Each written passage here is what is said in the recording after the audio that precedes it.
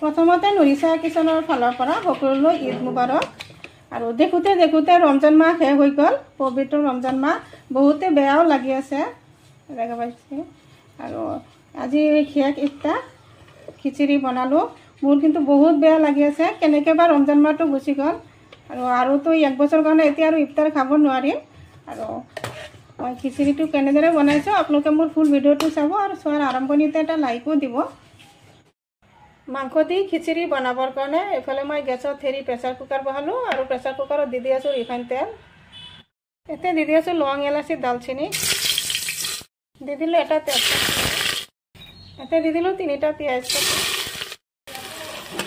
পিঁয়াজখিনি অলপ ভাজি লৈ আছোঁ আৰু এতিয়া দি আছোঁ আদা নহৰু মিক্স কৰি এইখিনি অলপ ভাজি ল'ম।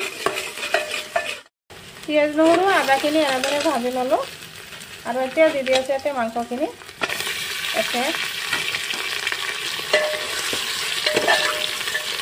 এতিয়া 500 গ্ৰাম মাংস আছে, মাংসখিনি ভালদৰে এনেদৰে অলপ ভাজি লৈ আছোঁ তেলত। এতিয়া দি আছোঁ 1 চামুচ জিৰা গুড়ি, 1 চামুচ জলকীয়া গুড়ি আৰু 1 চামুচ হালধি গুড়ি। এতিয়া গোটেইখিনি মছলা ভালদৰে মিক্স কৰি দিম। এতিয়া দি আছোঁ সোৱাদ অনুসৰি 1 চামুচমান নিমখ। নিমখখিনি ভালদৰে মিক্স কৰি দিম। মাংসখিনি ভালদৰে মছলাৰ লগত এনেদৰে ভাজি ল'লোঁ আৰু এতিয়া মাংসত দি আছোঁ। এতিয়া মই 3টা সৰু চাই বিলাহী কাটিছোঁ আৰু অলপখিনি পানীলাও কাটিছোঁ। এই লাওখিনি দি দিলোঁ।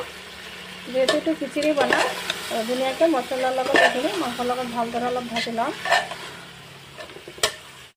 ইয়াতে দি দিলোঁ অলপখিনি বুট। বুটখিনি আগতে অলপ ভিজাই থৈছিলোঁ ইফতাৰৰ কাৰণে আৰু এইখিনি অলপ দি দিলোঁ। ইয়াতে দি আছোঁ অলপখিনি পানী দি এতিয়া 10 মিনিটৰ কাৰণে ঢাকি দিম। 10 মিনিটমান ঢাকি দিছিলোঁ। এয়া দেখা পাইছে লাওখিনিৰ পৰা পানী এৰিছে, বিলাহীৰ পৰা পানী এৰিছে আৰু অলপখিনি পানী দিছিলোঁ মই। আৰু এতিয়া দি দিম জহা চাউল কৰি থৈছিলোঁ, আগতে ধুই থৈছিলোঁ এই চাউলখিনি।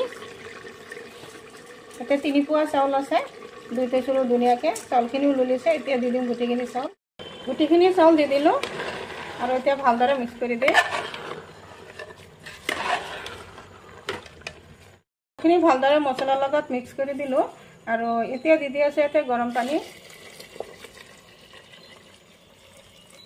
আৰু এতিয়া ঢাকনটো দি ঢাকি দিম 10 মিনিটৰ কাৰণে। আহিলোঁ 10 মিনিট পিছত আৰু খিচিৰিটি হৈ গ'ল। দেখা পাইছে কিমান ধুনীয়া হৈছে। আৰু এতিয়া নমাই দিম। নিশ্চয় মোৰ ভিডিঅ'টো ভাল লাগিছে। যদি ভাল লাগে লাইক, শ্বেয়াৰ, কমেণ্ট কৰিব। প্লিজ এটা ছাবস্ক্ৰাইব কৰি কাষত থকা বেল আইকনটো প্ৰেছ কৰি দিব। আজি মোৰ এইখিনি আকৌ আশা আছে কাইলৈ আৰু এটা নতুন ভিডিঅ' লৈ আহিম। Thank U.